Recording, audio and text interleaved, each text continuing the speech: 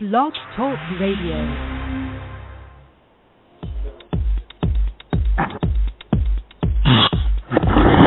Raw living is a state of mind, a way of being in alignment with your body. Raw living means you put yourself and your body first. Your host, Geeta Sidhu-Robb, is the founder of Nosh Detox, located in the UK. They offer innovative raw food smoothies sold across Europe. You experience it in your skin, your body, and your mind. And now it's time for Living Raw Radio.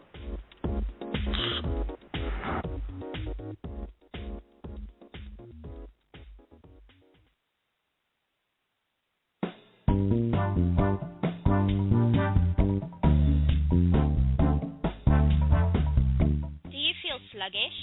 Do you feel bloated? Is your energy levels really low? Do you find everything that you eat goes straight to fat? My name is Candice, and I am the naturopathic nutritionist at Nosh Detox. I am here to tell you that your body needs a rest. If that sounds like you are ready to try a Nosh juice fast. A juice fast is the most natural way for your body to detox, while providing you all the life-saving minerals and vitamins that your body needs and craves. From beginners to advanced juices, we have all the options that may be available to you or suited to you.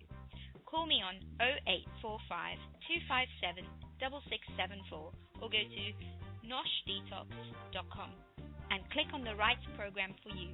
I'm right here to help you and support you. Thank you.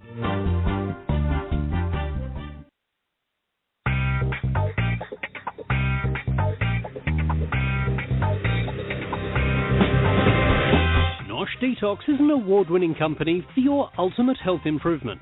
Nosh Detox system works on all areas of the body, having dealt with thousands of clients whose health dramatically improved within days. For more details, visit noshdetox.com. noshdetox.com.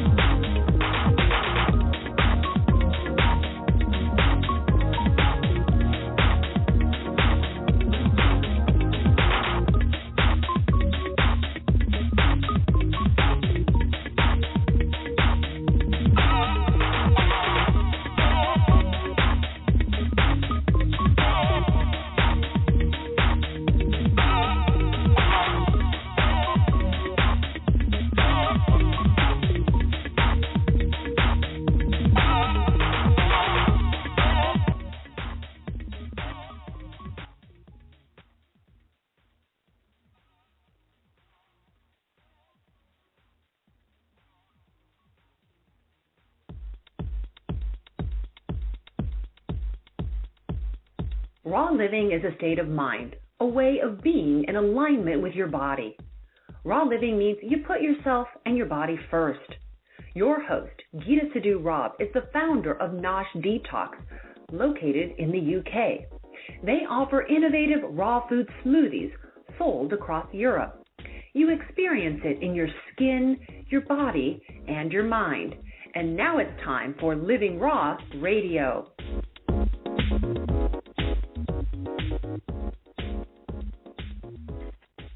Good evening, everybody, and it is lovely to be with you again. My name is Geeta Sidhu-Robb, and I am your host. I'm your hostess. I may not be your hostess, but I am your host. And this is Living Raw Radio, and I have this evening the joy and the privilege of having a good friend of mine on as a guest. I really like all my guests. I think mostly they're really interesting, and that's why I have them as my guests. But when you actually have somebody that you know really well, it's sort of interesting in itself, and it's a challenge in other places because you think, well, I know this and this and this and this about you, so how do I bring that out? But then you know you're going to have fun. Kim, are you there? Yeah. Hi. Hi. How are you? I'm great. I'm so happy to be here and be doing this talk show radio with you.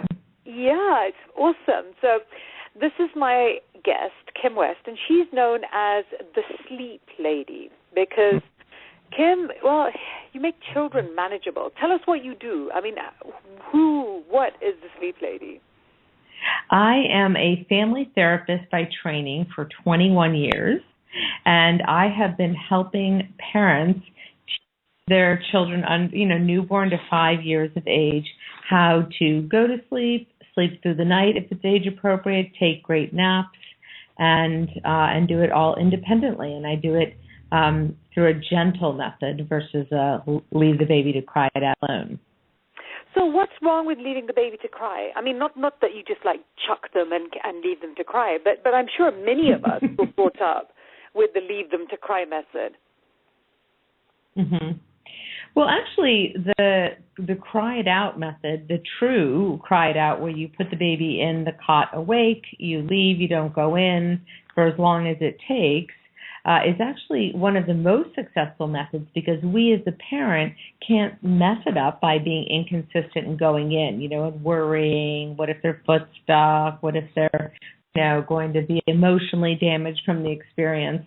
And so people tend to say, I'm going to do that, and then they can't follow through with it. And so that ends up making the problem worse. There's nothing inherently wrong with the method, although I would argue that I don't think it's a great match for very young newborns because they don't have self-regulation skills. And for older babies, I just find that not only does it not work for everyone, but most parents can't follow through with it consistently. And that's the biggest problem. Well, yeah, because it kills you, right? You're listening to tiny, tiny baby crying, and you're like, oh, my God. But I have to say that when I look at my own children, my first son slept so badly because he was ill and he just had struggled with asthma and eczema and all that. Mm-hmm. And so my second was a miracle because I was like, whoa, children that sleep without trauma.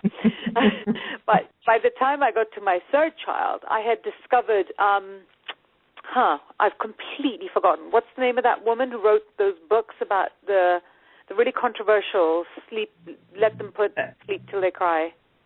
Gina Ford. Thank you. Apologies. Yeah. I had read Gina Ford, and I was just like, wow. So I didn't do it to the letter, but it was a complete revelation that you could do that.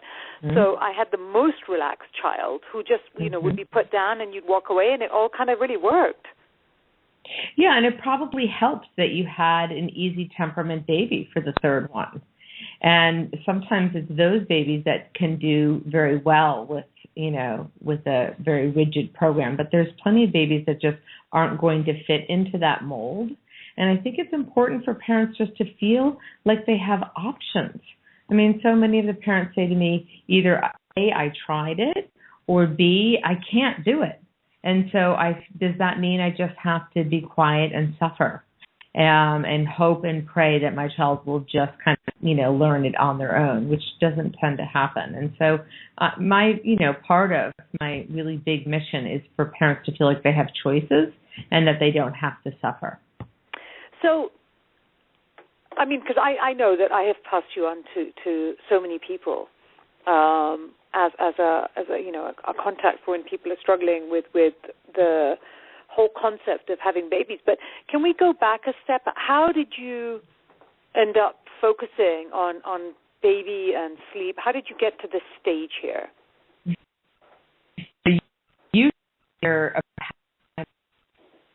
Oh, I'm sorry, Kim, I didn't hear that. Could you say that again?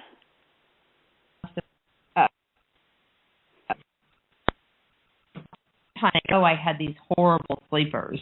I mean, I did have my own struggles. Sorry,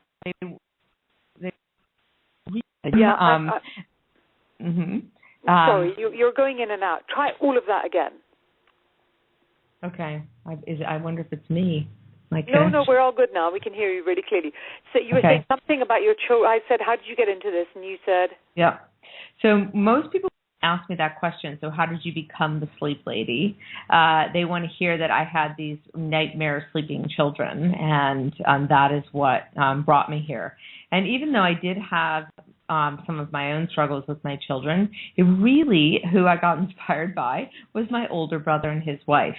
I dedicated my book to them because both of their children are each 6 months older than my two children. And when they had their first child, I was pregnant with my first child, and they were a wreck. They're like, we're never having any more children. We're not sure how we're going to keep our job, because their child did not sleep through the night for a very long time. And it was frightening for me to watch that. It really, because they still do, but they have a very solid marriage, and I just never seen them in that state. And I thought, boy, I've got to be able to me and use my graduate degree to help me. And so, of course, that's all fine and dandy when you're pregnant and you really don't know what you're about to enter into. And, of course, I had my child, and I got a lot of unhelpful advice that I attempted to follow that was an absolute nightmare in the end. And I finally decided at like 4 a.m. that I was just going to follow my instincts and kind of do my own thing, put my baby on a very, very flexible schedule, but still carry her a lot and breastfeed and sort of take bits and pieces of different parenting theories, if you will, and put them together. And it worked. Everything was going great with my baby, and she was sleeping through the night early. I kind of thought I was lucky.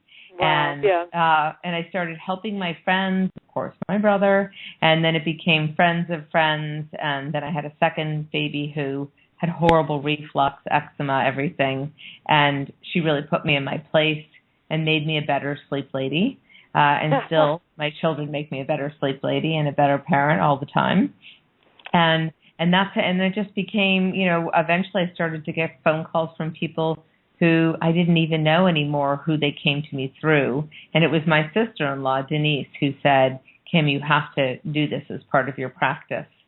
And that's what happened. I actually really think, Geeta, is because I absolutely love what I do. I could talk about sleep for days and days and days. And I just think that when you do something you love, it just emanates out. And incredible opportunities have come to me as a result. Well, yeah, I mean, your bio is fabulous, because you've been on Dr. Phil, The Today Show, NBC Nightly News, Good Morning America, CNN, you've been written about in the Wall Street Journal, Associated Press, Baby Talk, Parenting, blah, blah, blah, blah. But, oh my God, I mean, I could be here for the next sort of 2.5 hours. So, but you've written 3 books. Mm-hmm. So, Good Night, Sleep Tight was your first book. Mm-hmm. And then the second book. Mm-hmm. Okay, talk to me about these. And then, so my first book in the United States and Canada is The Sleep Lady's Good Night, Sleep Tight, and UK and Commonwealth is Good Night, Sleep Tight. And Sleep Lady is down farther by my name. And then I wrote a companion workbook so that parents who, just feel a little overwhelmed by the size of my book can go to the workbook. Now, my book is written so that you really can go right to your child's age after reading, hopefully, some of the introductory information. And then a third book is a gift book, and it's called 52 Sleep Secrets for Babies. Right. So a sleep tip a week. Mm-hmm. So you have one. That's very clever. I like that idea because then you know you're focused on one thing. Yeah. And I hope to have more books to come. Yeah, I think that's a great idea. Do you enjoy writing books? Actually, no. It's hard work, huh? It's a very hard work, and it's a very long process. And it's hard for me to narrow down what I think is a very complex and individualized topic. But you do the best you can, and as one of my colleagues said, is you can't solve every person's problem in a book, Kim. And that's why you have sleep coaches, and that's why people like you are around for individual consultations. Okay, so you can sit there and you can say, I'll do most of this stuff, but not all of it.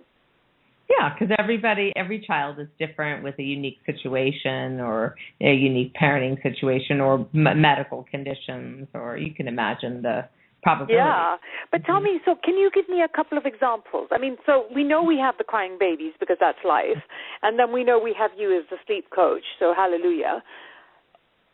Just walk me through one or two different types. What happens? I ring you and I'm like, oh my God, my child does not sleep. I haven't slept for 8 weeks. I'm going to die. Mm-hmm. What happens then? So what happens is, first of all, just to maybe give your audience some idea, is that usually the sleep issue, if it's not, of course, underlying medical problems that, of course, we want the doctor to rule out and or to treat if necessary, usually it's because the child does not have the skill to put themselves to sleep independently, and the parent has been doing something to or for the child to put them to sleep, back to sleep, same for naps and night. Right? Right. And so in the beginning, it's bearable, right? 'Cause especially if it's your first baby, and you keep thinking it will go away, and then after a while you're like, okay, enough is enough, right? And it tends to get worse. So, and unfortunately, it seems to be human nature that we sometimes have to let our problem get substantially bad or painful before we reach out for help. And so what you would do is you'd reach out to, let's say if you reached out to me, we set up an appointment, I would send you an 8-page history form. You would fill it out about your child. You would send it to me prior to our consultation time. I would read everything, take notes. We would have our consultation time, which would be some sleep education and me asking you a million more questions, often in case. And then we would create an individualized sleep plan. Then we would pick our day or at night. And then the next day, I would follow up, and usually I about 2 to 3 weeks, until you're through the night and discuss. Oh, Kim, I'm sorry. Kim? Yes, which part? The bit where we said that you would take all the questions, and then once you filled out all the questions, what would happen is that you would get in touch the next day. Okay. So let's say you started sleep coaching on Friday night. Yeah. I would call you Saturday morning, and you would tell me all about how your night went. And then we would talk about naps for the day. And then I would proceed to call you, a total of 8 times over the course of 2 to 3 weeks until your child is really largely sleeping through the night and taking good, long, restorative naps. And you, the parent, are feeling like $1 million and a new person. Yeah, completely. I can see that. Okay, so you actually, it's a hand-holding process. Yeah, absolutely. Now, you certify coaches, right? Because you've created a method which you now teach people. Is that right? Mm-hmm. Yes, about 4 years ago, in 2010, I decided to, after many, many requests for many years, I decided that I can't help, there's not enough hours in the day and days in the year to help everyone in the world. And so I decided to train what I call gentle sleep coaches all over the world to be able to help families in their area and their country do exactly what I do. Well, that's fantastic. And how, because I know you put a lot of effort into this, but how did you, like, for example, in England, how many people do you have here? I have 6 coaches in the United Kingdom. Mm-hmm. Fantastic.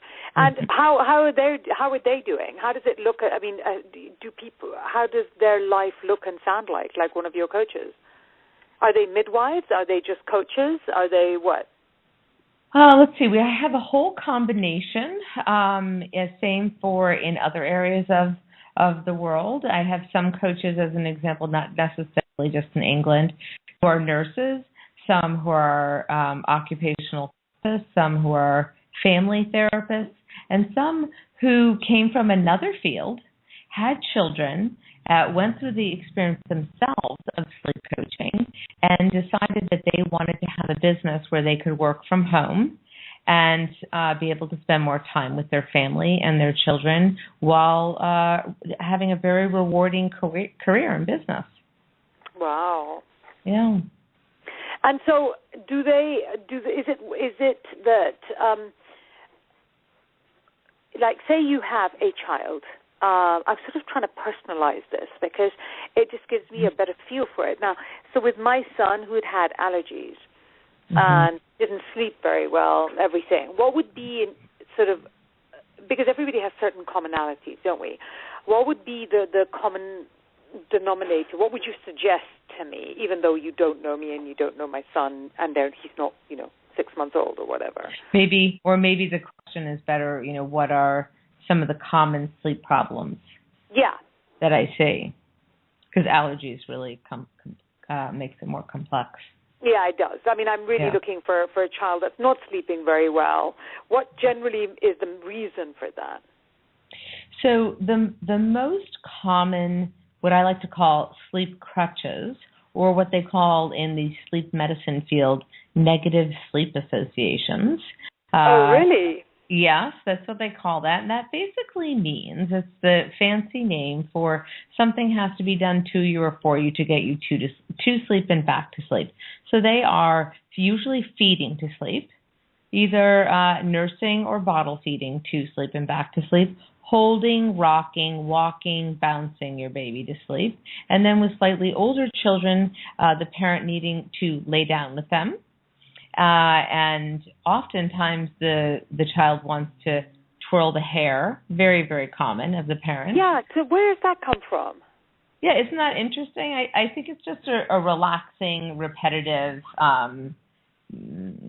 it's a soothing technique for a child. Yeah. Very, very common. So, which is okay, except we have to teach the child to do it with their own hair or with perhaps a stuffed animal that has maybe a tail or something that they could do it so that the parent just doesn't have to lie there all night. So those are very common. So, of course, if we, the parent, have inadvertently taught our child that the way to go to sleep and is to have mommy hold me, rock me, feed me, lie down with me to sleep, when we wake during the night, which we all do, we all arouse about every 3 to 4 hours during the night after the age of 4 months of age. And as the night goes on, it becomes harder to go back to sleep, especially if we don't have that original sleep crutch there. So why? Because you're closer to when you're going to wake up. Well, that's part of it. You have less sleep pressure, as they call it, so it's harder to go back to sleep. But if you can imagine, it's not your fault. Let's say you're a child and you are held and fed to sleep, and then you are put into your cot completely asleep, and then mom and dad leave, and then you have one of these partial arousals during the night. You wake up and you say, wait a minute, how did I get in here Where's mom? And you need to get in here because I have no idea how to do this. Because you've taught me that the way to do this is that I need to be rocked, held, walked, fed, whatever it is. So of course, a baby is going to cry and alert you to come in because they don't understand how in the world they got in there and how you expect them to go back to sleep. Right. I've never thought of it like that. And nobody tells us that when we have our babies at the hospital. Nobody says, never. Yeah, it's going to be your job as a parent to teach them. And basically in the beginning, think of it like this, like in the beginning, it is our job to hold them to sleep, to feed them, to attend to them. I mean, it's always our job really to attend to them and to be responsive, to build that trusting relationship. But you slowly give them a little bit more room to figure it out, even if it's, I will stand next to you and rub you and pat you and shush you to sleep. And then I'll start doing that less and less over the course of the time. Somehow we have to start doing a little bit less so that they can take on the skill themselves. The thing is that you seem to be talking about the fact that you have a choice. And that's what I find very interesting, that I didn't know whether we love or hate Gina Ford. What she did for me was to show me that there was a choice about how my child went to sleep, which I didn't understand. Yeah. So what That's you're right. saying is the same thing. Yes, and I'm even saying there are choices within how you go about addressing the problem. Right. If you see it as a problem. Yeah. Okay. Because some parents don't, which is another important point.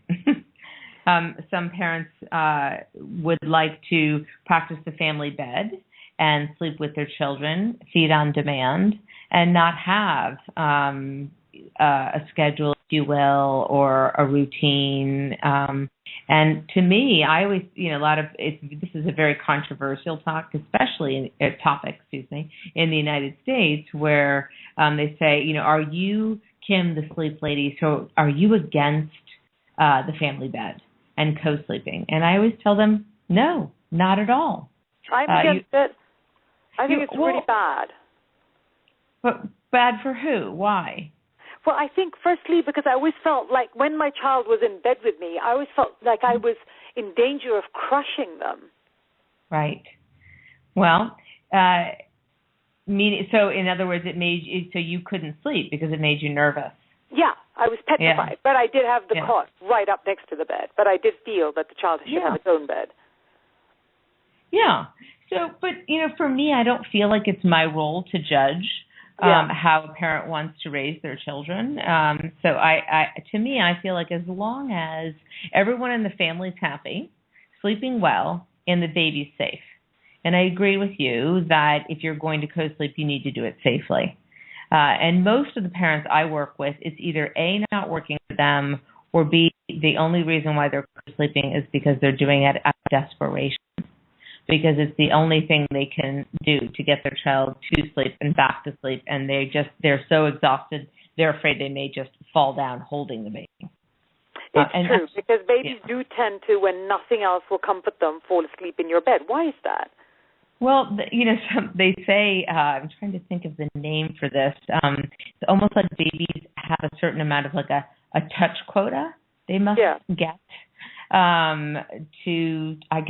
To regulate and to feel safe and trusted. And so they need to be held a lot. I mean, I can't blame them. You can imagine being in the womb is like a held experience all the time. And then to come out into this world, it must be a big shock, hence why they recommend that we swaddle and sway and shush, which are the, experiences they have in utero. And so usually the parent is just falling asleep holding the baby. Now, I've had plenty of parents fall asleep holding a baby in a chair, too. Yes, and then you wake up hours later and they're all refreshed and you want to die. So to me, I feel like if I definitely have talked with parents who are co-sleeping and night nursing and they're happy. The whole family is happy, and those are people who are obviously not hiring me to help them. But I don't think that you have to do that to have a securely attached baby. Okay. Mm-hmm. Because if you can make the baby feel safe and comfortable, so what you're saying is that what you do is help people to create their own rituals about how the child feels safe enough to go to sleep on its own so that the parent can also sleep and then they're all a happier family. That's right. And I also teach the parents why they may be seeing the behaviors they're seeing and also the importance, actually, the criticalness of being consistent in the sleep coaching process, because that is the secret to success. Whether you pick my method or Gina Ford's method or Dr. Ferber's method, you've got to follow all the way through. That is key. Well, the thing that you do, which I find very interesting, is that you do spend an awful lot of time being very clear that what you're doing is not being controversial. Say more. What do you mean by that? I mean that, well, when I look at your approach towards sleep and baby sleeping, it's very, I'm not judgmental, what's best for you, what works for you, what makes you happy. Whereas the thing about someone like Gina Ford was always, this is the way, do it this way, and then you do it this way, and then this is the result. And it was like a sausage factory. You put the sausage in and it all came out the other side. Whereas you don't have that approach. Well, first of all, I would argue that I bet you all the sausages don't come out the other side. No, right? Because one thing does not work for everyone, and we're also not talking about widgets or sausages. I always tell parents we're talking about babies, children, little beings, and so we have to consider that. And it's also probably, Geeta, because I'm a family therapist by training. I just don't think that judgment is necessary. And I try to be free from that as much as possible. And I really want families to feel like I'm there to support them and help them. Now, if they want to do something that I know from my experience I don't believe will work, and I have reasoning behind it, because I usually do have reasoning behind it, I will absolutely share that. And I will share with them why I don't think what they want to do will work. Like as an example, if you have, let's say, an 18-month-old, or you could even say a 3-year-old, and the parent says to me, I have to hold them to sleep, I have to lay down with them, whatever it is, and several times throughout the night, and I want to get rid of all of that, but I really kind of like sleeping with them later on in the night. So can we do that? Can I co-sleep with them after 4 or 5 in the morning? Because you can't, can you? Not successfully. No, you can't successfully. So that's when I will, I'm more than happy to sort of be directive and say what will work and what won't work, and here's why. But I think that families are so, there's so many different ways that people create families now, in terms of single parents and divorced and blended families and families that live in multiple different countries within a year, it's important for me to be flexible, for me to be sensitive to different cultural viewpoints, and yet still have everyone well rested and emotionally and physically healthy and happy.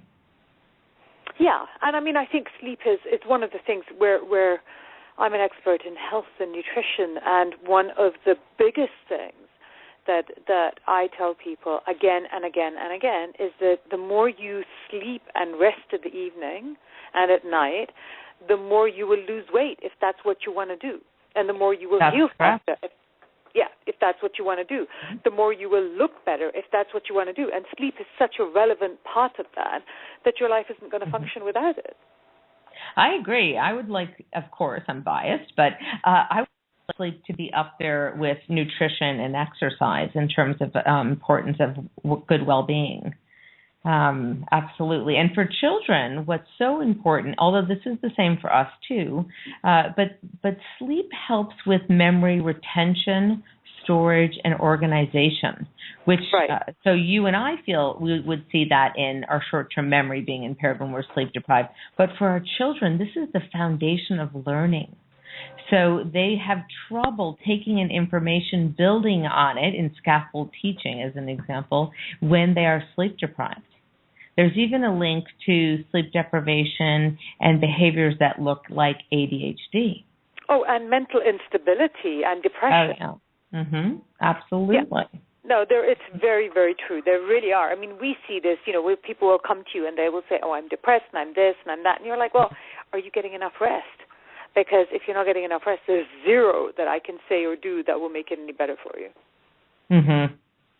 Yeah, absolutely. I think it's so, and most children, it appears to be a global problem. Most children are going to bed too late and not getting enough sleep. And either are we as adults. So I sometimes wonder if we sort of model that to our children. And then, of course, we're working, and so we might get home late. We still want to have time with our children. We keep our children up late to have more time with them. And then, school starts very early, and it's difficult. And then, of course, let's not forget we have technology that keeps us up. And, No, it's true. But I had a girlfriend, I remember, when our kids were little, and they used to have a nap. The kids used to have a nap at, let me think. They would have a nap when they came back from school, sort of 4:30, because she didn't get back till 8. And she wanted to see them. And they were, and I mean, you were just like, wow. I mean, I really get that, but it cannot be good for the kids. Yeah, I try to tell parents, particularly ones who live in cultures where they stay up very late. Oh, like Arabic cultures. Yes, as an example. Spanish. Exactly. And, and I always say I don't mean to be rigid, but our circadian rhythm, our internal clock in our body, it exists no matter where in the world you live. And it's a very rigid clock, and it doesn't like it when you operate off mode. So if I'm asleep when my body says I should be awake, then the sleep is not as restorative and you feel disoriented. And if I'm awake when I should be asleep, the body puts up with it for so long, and then it starts to secrete hormones to wire the body. And so you have more trouble, like you and I might have called the infamous second wind.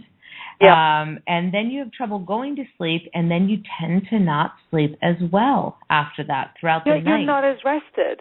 And you're also more likely to wake as children, especially before the age of 8 years of age, you're more likely to wake up more often during the night and early in the morning. And so, I've really tried to talk to parents about that, and I said it's not because I think everyone should go to bed, every child should go to bed between 7 and 8, but if you want to be in sync with the circadian rhythm and you want to improve your child's sleep habits, if you will, or sleep hygiene, then we need to listen to that body. So even if it means if we go over to Grandpa's house and everybody stays up till midnight or 2 in the morning, can we bring a little playpen or cot, put the baby to sleep in another room, bring the pajamas and then swoop them up, get them home and get them right back to bed? That would be better than trying to keep them up. Because they don't tend to sleep then till 9 or 10 in the morning when they're little. No, exactly. They will anyway get up early, won't they? Yeah, exactly. Wow, that's very interesting.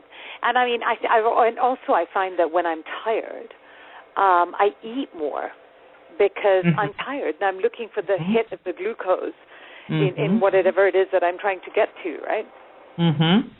And so that's something that's just not good, generally speaking, because you're too busy getting wired and your appetite goes strange, and then you eat junk as well. So as the mother of this child that's not sleeping, you're not sleeping either. That's right. And it can't be good for marriages, I guess, either, right? Yeah, I don't find that it's great for marriages, and it doesn't make most of the moms who I talk to say that they end up feeling like they're not the best parent they wanted to be because they're tired, irritable, not getting anything done. They don't feel like they look good. Their body doesn't feel good. They may be, snapping, and even to the point of sometimes resenting their child or feeling like they're not a good mother, or the baby doesn't like them, or they don't like the baby. It's not fun. No, it's not. It's very, very painful. So where would you go from here, Ken? What do you want to do? What are you doing now? What is a sleep lady? Where would you as a person... I mean, this must be very rewarding, and clearly you love what you do. What's next for what you want to do?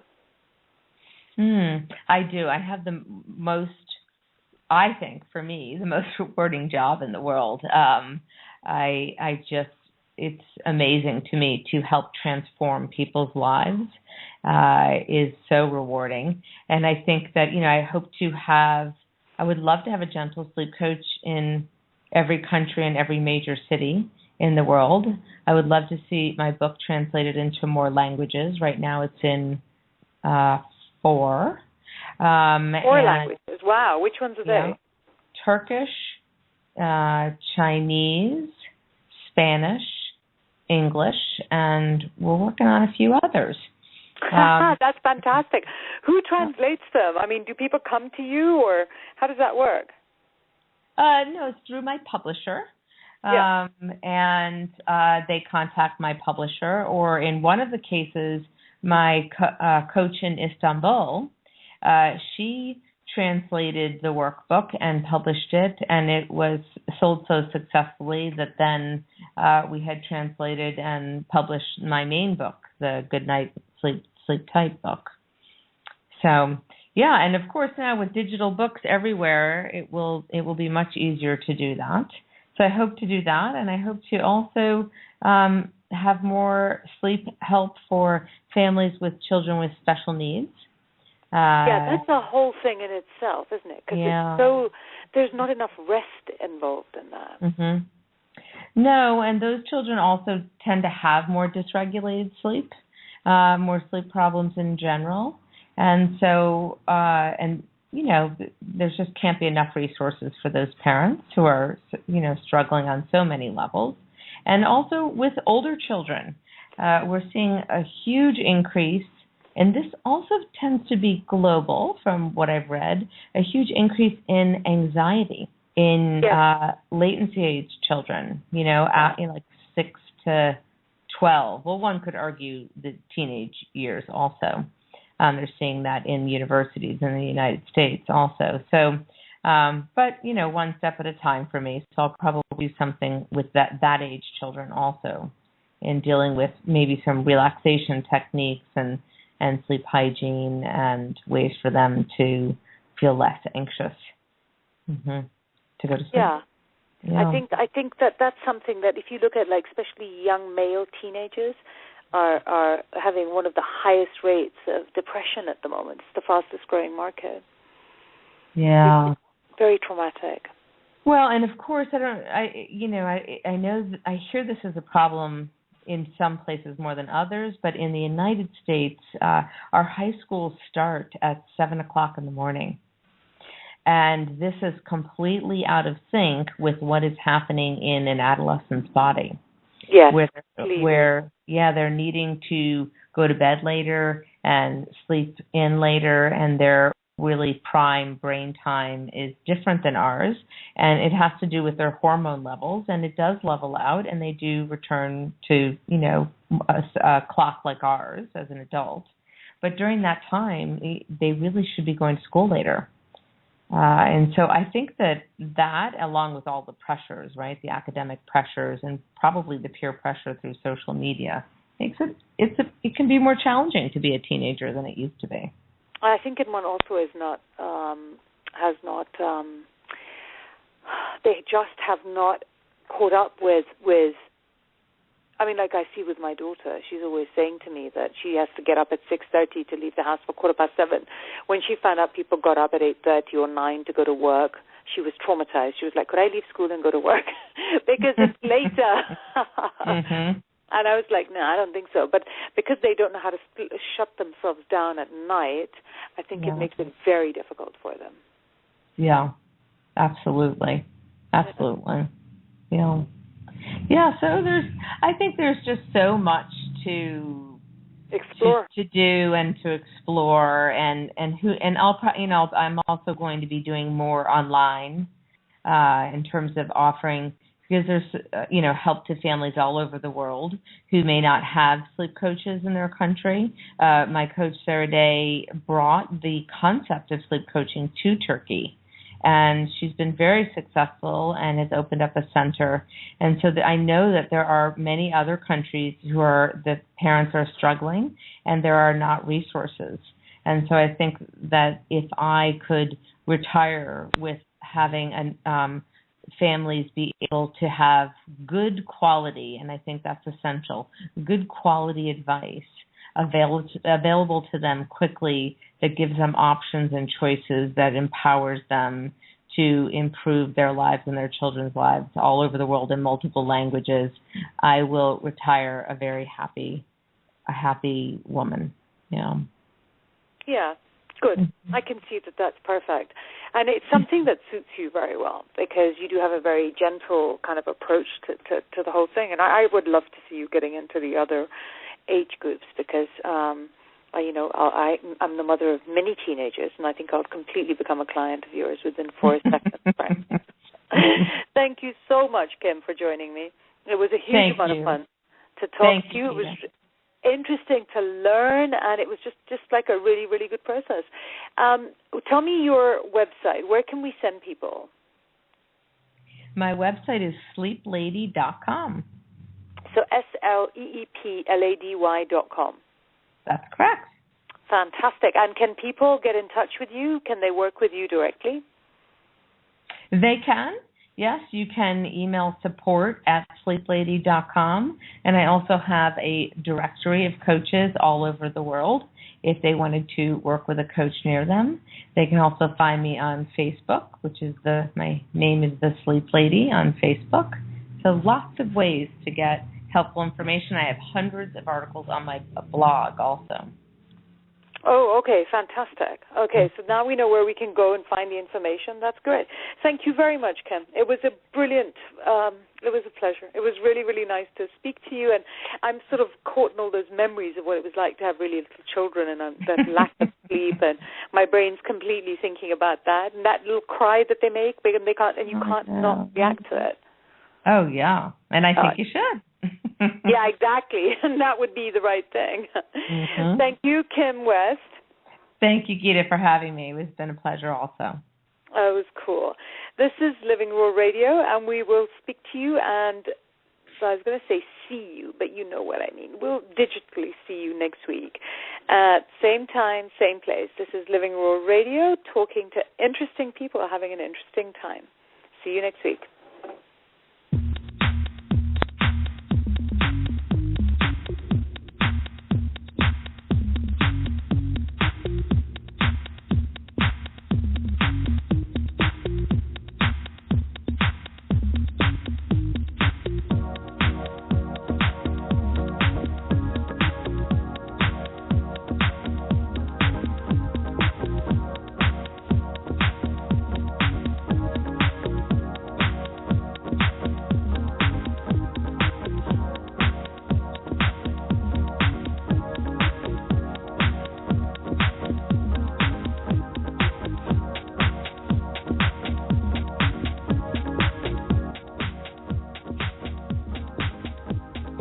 This show is brought to you by NoshDetox.com. That's NoshDetox.com. For all your production needs, please make sure you go ahead and find us right here on Blog Talk Radio. From Living Raw Radio, I'm Big Nate, the producer, and good night.